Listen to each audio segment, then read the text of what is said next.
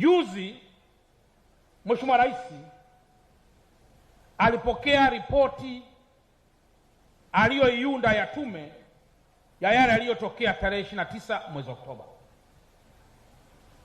Mheshimiwa Waziri Mkuu,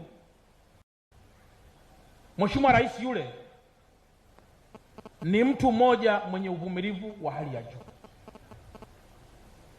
Ni mtu mmoja ambaye moyo wake binadamu mwingine wa kawaida hawezi kuwa nao, lakini ni mtu mmoja ambaye ana moyo thabiti wa kuliongoza taifa alilokabidhiwa na Watanzania. Mheshimiwa Waziri Mkuu, tangu mwaka jana baada tu ya kupata uwaziri mkuu, ziara zako za kwanza zilikuwa mkoa wa Dar es Salaam.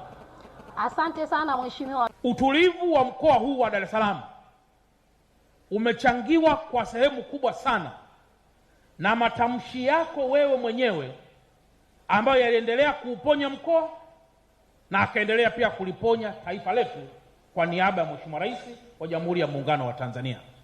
Naomba kwa dhati ya moyo tumpige tena makofi Mheshimiwa Waziri Mkuu kwa kazi kubwa ambayo aliifanya katika mkoa wetu.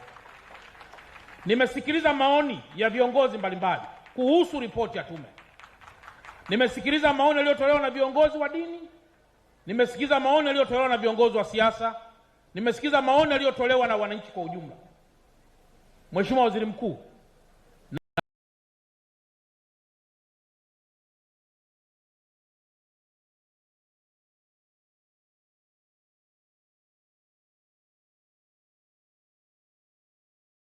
naomba msife moyo. Naomba muendelee kufanya kazi hiyo ambayo mmetumwa na Mwenyezi Mungu.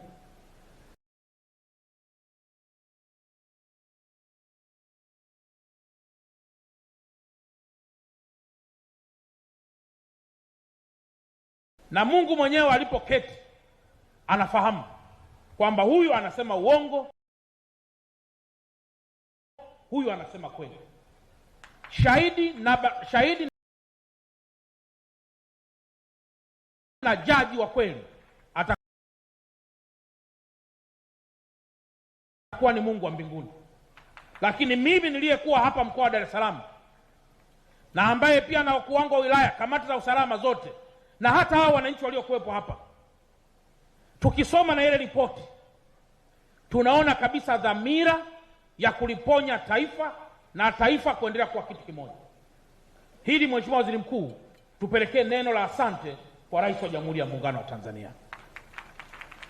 Lakini jambo la pili Mheshimiwa Waziri Mkuu, neno la asante. Mimi nilipofika hapa Mheshimiwa Waziri Mkuu, nilipoteuliwa kuwa mkuu wa mkoa wa Dar es Salaam, niliwahi siku moja kwenda hapa Kigogo na ndugu yangu Abbas Tarimba, mbunge wa Kinondoni. Kulikuwa kuna maji yamejaa hapa Kigogo Sambusa, wananchi wanalia. Nikatoka nikazunguka mkoa mzima.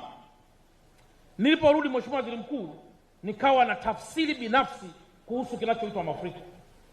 Nikawatangazia wananchi wa Dar es Salaam kwamba nimepita maeneo mbalimbali Dar es Salaam, sijayaona mafuriko. Wananchi hawa wengine wakataka mpaka kunitukana, kunipiga, semaka mkuu waka kamezidi mdomo. Lakini Mheshimiwa Waziri Mkuu, kwa nini nilisema yale? Ni haya nayotaka kukueleza leo, utupelekee neno la asante kwa Mheshimiwa Rais. Jambo la kwanza Mheshimiwa Waziri Mkuu, umepita hapa Kigogo, umepita Mkwajuni. Kigogo Mheshimiwa Waziri Mkuu, daraja lililojengwa kwa bilioni 17 na kutoka pale chini kwenda mpaka lilipo daraja ni mita karibu 8.6 na urefu wa kutoka mwanzoni mpaka mwishoni Mheshimiwa Waziri Mkuu ni mita 50. Mheshimiwa Waziri Mkuu, maji hata mvua ingenyesha namna gani pale, yale maji hayawezi kuja kujaa juu ya daraja. Umekwenda pale Mkwajuni, daraja limejengwa kwa bilioni 11 kwa spani ya mita 20. Hujaenda pale Jangwani, zaidi ya bilioni 93 ziko pale. Sasa Mheshimiwa Waziri Mkuu, ukienda hii njia ya Mbagala, kuna hii barabara ya Kongowe sasa hivi inajengwa kwa bilioni 54. Na tuna daraja la Mzinga Mheshimiwa Waziri Mkuu limeshatangazwa. Mheshimiwa Abdalla Ulega yuko hapa, limeshatangazwa kwa ajili ya kuanza kujengwa. Mheshimiwa Waziri Mkuu, hivi tusiposema asante tuseme nini? Naomba tupige makofi mengi kwa Mheshimiwa Rais. Lakini hapa Mheshimiwa Waziri Mkuu, wapo wananchi wa Kigamboni hapa. Tuna daraja pale Kigamboni, tuna daraja la Mto Nguva. Maji yalikuwa mpaka juu. Lakini leo hii bilioni 9 na milioni 200 zimeshalazwa pale kwa ajili ya kujenga daraja. Ukienda Kinondoni pale chuo cha NDC, daraja pale linajengwa na ile barabara kwa bilioni 24. Lakini hivi ninavyoongea Mheshimiwa Waziri Mkuu, tuna mto Mpiji juu na mto Mpiji chini, Lower Mpiji. Kuna daraja pale litajengwa Mpiji AKT la mita 40. Na hivi ninavyozungumza hiyo miradi Mheshimiwa Waziri Mkuu, kuna madaraja zaidi ya mita 140 ambayo hapa Dar es Salaam yanaanza kujengwa. Tuseme nini kama sio kupiga makofi tena kwa Mheshimiwa Rais wa Jamhuri ya Muungano wa Tanzania? Sasa Mheshimiwa Waziri Mkuu, nilisema kwa wananchi hawa kwamba hakuna mafuriko, nikimaanisha yapo baadhi ya maeneo ya serikali kujisahihisha, kuvunja vile madaraja vya hovyo hovyo, kujenga upya, na yapo baadhi ya maeneo ya wananchi kujisahihisha, kuhama kwenye mabonde na kwenda maeneo ambayo ni safe kwao. Jambo hili Mheshimiwa Waziri Mkuu, baadhi ya wananchi wameendelea kuitikia na baadhi ya wananchi wanaendelea kidogo kidogo, lakini tunaamini ipo siku wote atakuwa ameitikia wito wa kuondoka mabondeni. Naomba tena tuongeze makofi mengi kwa Mheshimiwa Waziri Mkuu kwa kazi hii nzuri ambayo anaifanya katika mkoa wetu. Mheshimiwa Waziri Mkuu, kwa kuwa waziri wa TAMISEMI yuko hapa, mimi na mkuu wa wilaya tunakaa jengo moja, liko hapa jengo moja. Jengo hili sijui lilijengwa mwaka gani, historia yake imenishinda kidogo, lakini yeye mwenzangu yupo wing A na mimi niko wing B. Ukifika pale Mheshimiwa Waziri Mkuu, hata parking hatuna. Wewe ukiwa waziri wa fedha, Mheshimiwa Waziri Mkuu, tulikuja pale ofisini kwako na wabunge hawa, tukakueleza adha tunayoipata katika ofisi, kwa sababu ni kweli ya ofisi yetu inahitaji kujengwa upya. Haiwezekani tukafanya unafiki kwamba sisi hatuhitaji ofisi nzuri. Huwezi kuvaa suti alafu unaingia mahali ambapo hata hapaeleweki kama tapeli. Hapana, unapiga suti na tai, unaingia kwenye ofisi nzuri. Mheshimiwa Waziri Mkuu, ninayo heshima kukuambia leo imeidhinishwa zaidi ya bilioni 10 kuanza haraka sana ujenzi wa ofisi ya mkuu wa mkoa. Naomba tupige tena makofi mengi sana. Walisema mimi mkuu wa mkoa labda nihamie kwenye yale majengo zilikokuwa wizara. Nikasema hapa itakuwa ni kekundu na ofisi sitajengewa. Nikasema kule siendi. Wewe Mheshimiwa Waziri, ukiwa waziri wa fedha, nipo kuona na tulipokuelezea ulipopitisha, tupelekee neno la asante kwa Mheshimiwa Rais. Ofisi hii inaanza kujengwa hapa Magomeni kwenye eneo lililokuwa la DDC. Ndio tunaanza kujenga ofisi ya mkuu wa mkoa. Na tutaweka eneo kubwa zuri, wananchi wakifika watakunywa chai kabla hawajamueleza jambo mkuu wa mkoa. Wataangalia TV pale kidogo kabla hawajaenda kwa mkuu wa mkoa. Watapata maneno mazuri kabla hawajaenda kwa mkuu wa mkoa.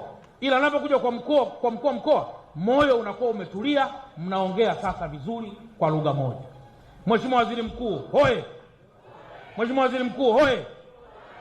Sasa mwisho kabisa Mheshimiwa Waziri Mkuu, sisi wananchi wote wa mkoa wa Dar es Salaam, juzi nilikuwa nasikia neno moja. Watu wanasema labda hili ngoja niliache. Niseme nisiseme?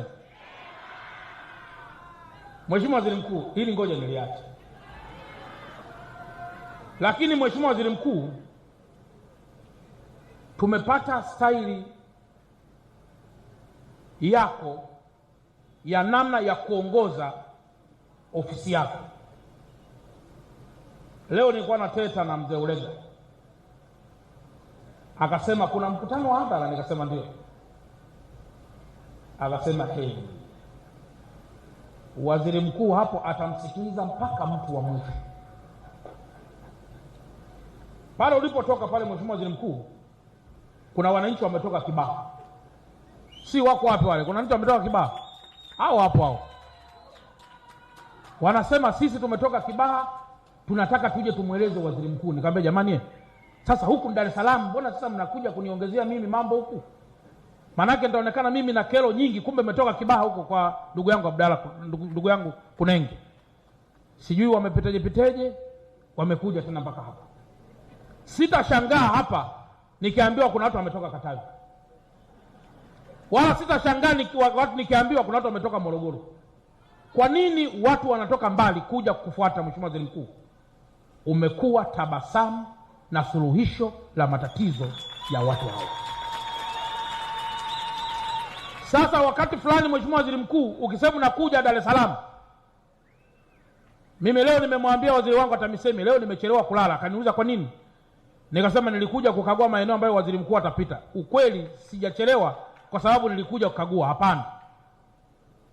Moyo ulibadilika kidogo, nikaenda JKCI angalau kupata tiba, kwa sababu nilikuwa najua kitakachofuata hapa mapigo ya moyo hata kwenda sawa, kwa sababu ya kasi yako wewe Mheshimiwa Waziri Mkuu. Sisi watumishi wako Mheshimiwa Waziri Mkuu tunajipanga tunavyoweza, lakini najua kuna mahali tunaelemewa. Kwa niaba ya watumishi wenzangu, ninaomba sana uendelee kutuia radhi kwa pale ambapo itaonekana hatujawa sawa sawa na spidi yako. Ila nakueleza ukweli, mpaka mwaka 2031 tutakuwa tumejipanga vizuri na utatukuta tuko kivingine. Waziri Mkuu, asante sana Mheshimiwa Waziri Mkuu kwa kunisaidia.